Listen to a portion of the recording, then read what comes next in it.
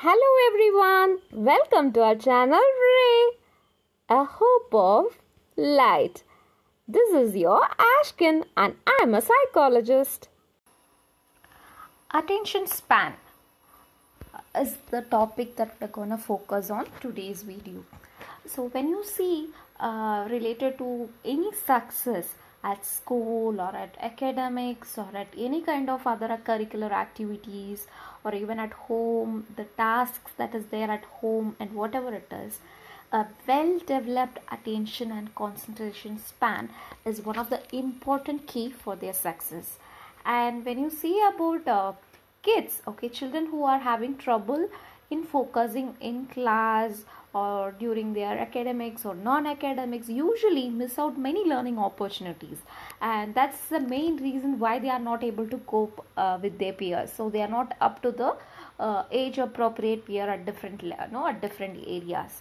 So it is difficult to fix a attention span or a concentration span of kids who's around in the age of 10 years, but definitely earlier the better. The best time to work on this skill is the early preschool years. I would say the toddlers and the early preschoolers are something where we can actually actively work on attention span of our kids. And today's video is all about how to increase attention span of your children. So let's move on to the video. So what is attention span? So you have always heard this. No, your child is not attentive. My child is not attentive. My child is not able to focus. What does it mean? So attention span means it's an ability of a child to give an undivided attention to a specific task at hand. So that means the child should be able to focus on the same task. If there is some task is being given to the child should be able to concentrate all the attention, all the focus onto that particular task. It is like undivided attention. So there is no division of attention that is being given to any other extra stimulus, and it is mainly blocking of other stimulus. So if there is some other noises that is happening, if there is another classroom that is next to the door, or there is another room, there is something else is happening, or there is some other visuals that is happening around the window or outside the door, or any other irrelevant unnecessary content that is happening. So the child should be able to block all these extraneous stimulus and focus on what it has been instructed to him or her. So when you say in a school, usually the child has to concentratedly, repeatedly, the child has to focus on one or the other task. Okay, and there would be different stimulus around them. If you see, there will be kids who's talking at the back bench, and there would be teacher who's talking to other kid and all that, but still the child has to copy down what is being written on the board. So it is very important to enhance the attention span of your child. And how do we do that? How do we enhance it, and what is the average attention span of my child and all that? So usually when you talk about preschoolers, their attention span is almost around 10 to 15 minutes. And young preschoolers or toddlers, they might have like 3 to 5 minutes on an average. And as the age increases, like for example, every year their attention span increases from 2 to 3 minutes to 5 minutes in a year. So eventually for a 3-year-old it would be somewhere around 10 minutes, and for a 4-year-old it would be somewhere around 10 to 12 minutes, and that keeps on increasing. So whatever I'm sharing is just a reference one. Is that it is not like exactly the same. It can be lesser or greater, but it is not, there is no major deviation in it, then it is well and good.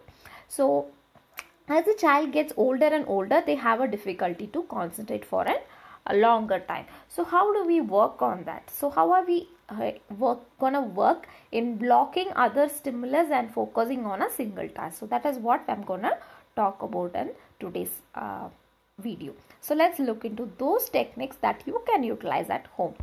The first one is play games. So as a toddlers, as a preschoolers, you need not have a paper, pen, pencil, and then focus on the kids for the attention span increase. It's good and well to start with playing games, because games are something where kids enjoy doing it and they learn a lot from it. So for example, I would say some kind of board games. If you are able to engage your child in any kind of board games, then the child attends to those board games. Like for example, whose chance is this? So this is my chance, this is mom's chance, this is my bro's chance.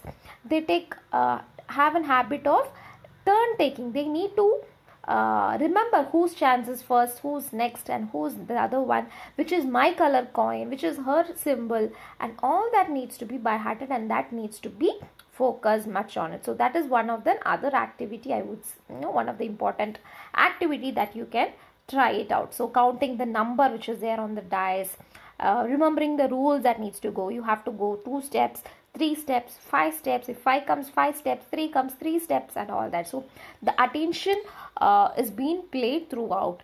And if at all there are like holes, and there are like larger ones, and larger blocks needs to be fixed in a larger one, smaller needs to be smaller one, all that would help them to enhance their this one. At the same time, building blocks or Jenga blocks that we say, the child has to build it in a certain pattern, and they just have to remove it and construct one more, and all that would also enhance their attention span. And the second technique is story time. Story time is something which is being considered a least important one in many of the parenting. Okay, because we see that, yeah, I know I don't have much time to tell the story to my child, and I don't know to tell how the story is. And usually what we do is you just switch on a video which is having a story, like in a mobile or in a TV, and then the child get a chance to watch that and learn the story. But here when I say story time, it's a story time. It's gonna be exactly between you and your child. You're going to talk about that story. You're going to make it on your own story. You can just go through some kind of small short stories and all that, and you can deliver it in the way that you like or your child likes. So whatever the sound, for example, if your child likes more sound effects on the story, so let's put that the elephant gives more that sound, and the cat gives meow. So you try to make it more entertaining and tailor-made for your child needs. Usually when you extend the story time, the child gets more and more involved into those storytelling activities. And definitely during the story time, not just reading the story, you can actually incorporate few questions like, what do you think this would happen? Do you know what had happened? Let's guess what would have happened to that particular animal, or all that, or just pointing out to some objects in the picture. Like if there is a storybook, you can show, wow, can you show me where is a red big ball? Wow, that's so nice. Hey, see, the elephant is having a very long trunk, so let's point at that. So all these kind of activities will help the child to increase their attention span by slowly extending the amount of time you read together. So when I say, it's not that on the very first day you read a very big story for the child and then you just summarize and go. It's not like that. So initially you just give a gist of the story and slowly keep on expanding the story and slowly incorporate few questions. So that's how the graph should move on. So this would enhance the attention span of your child. And the third technique is about puzzles. So this is one of the other interesting activity which is similar to that of playing games, but here it is more of jigsaw puzzles or any kind of act. The child has to arrange certain pictures to form like complete one. So why do I suggest as puzzles is usually at the end of a puzzle the child get an end result. Okay, so for example, if they arrange that something and they get a picture of a dog, they get a picture of a human body. So if there's two pieces that has been put together, they just love to see that as a result of their effort, they have framed something. Aha! So they get an aha moment inside that they are able to make something very beautiful in picture. So something with an end result would be really helpful for increasing their attention span. And it is very important that you select the puzzles according to the level of your child and the age. Initially for our smaller kids at the age of 2 or 3, you can actually start with 2 to 3 or maximum of 4 part puzzles, because they just have to arrange those 4 parts to make a complete picture. Or sometimes what you can do, you can arrange 2 for the child and the child can fill it in up. Okay, and slowly then you can go for 1 and the child has to do 3. So slowly you can increase the difficulty level. So when the difficulty level is getting increased, gradually the child will also be interested to do it, rather than like no, you give 4 pieces and child has to do it completely on its own. They might get less motivated and they might drop their interest in solving the puzzle. Instead, give them one piece and let them complete it. And you can also try out any other kind of mazes, some other simple activities which would have an end result of something that they can enjoy seeing it. And another one technique is, once you are done with something, the puzzles, immediately try to do a repetition of it. Okay, so for example, if the child has made a picture of a cock, so the cock is done. Wow, that's cool, doing it. So this time you did it with the help of mama. So let's try on your own.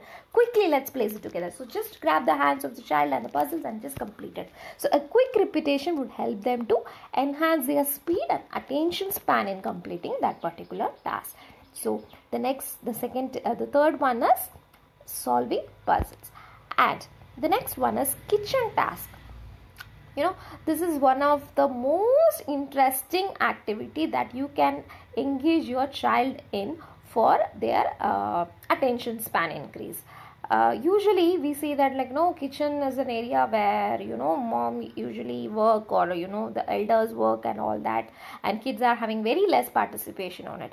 But just try out this technique when you are giving some responsibility for your toddlers to participate in some of the grown-up tasks, I would say, because the kitchen cooking and all that is something which is related to grown-up adults. So the child would love to take part in it, because they think themselves as they are going to be a very big kid and all that.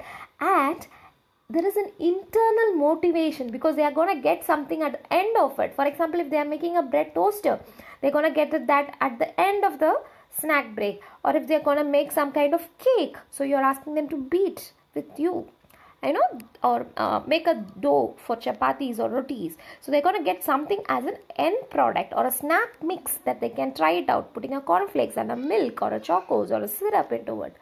So this would enhance their participation and the waiting for task and increasing their attention span. So they would be interested in what are the ingredients that needs to be put up and all that. So again, I would tell you, as we are dealing with toddlers and preschoolers, let's not have a very big imagination, or let's not have a very big goal on them to put all these stuffs together.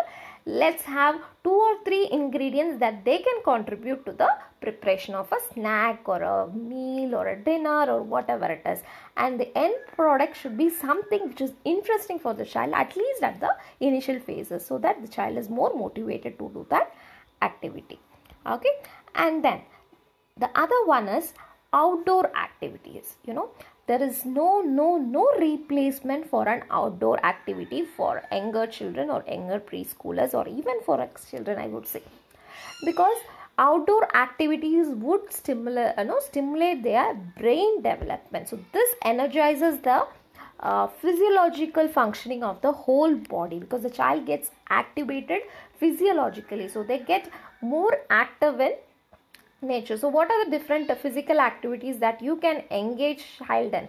So you can take them for a jogging, you can go for a cycling or a riding of a vehicle, or you can just have a walking around your neighborhood, and all that would definitely help your child in gaining more attention span, because as much as your brain is your physical body is activated, bodily activation is that much your brain is also getting activated, and that would keep the mind fresh for learning, and the child would learn many things related to that. That's a very important angle. So definitely in your schedule, make sure that you have a separate time for your child to have a walk around or some kind of physical activity that you can engage your child in. Okay, so basically these are some of the techniques that you can follow to increase the attention span of your preschooler. So I hope this video would have been useful for you. If you have any doubts related to this, please give us a comment in the comment section. So we are happy to answer all your queries. And thank you for watching this video. If you like this video, please like, share and subscribe our channel. Spread the race. In this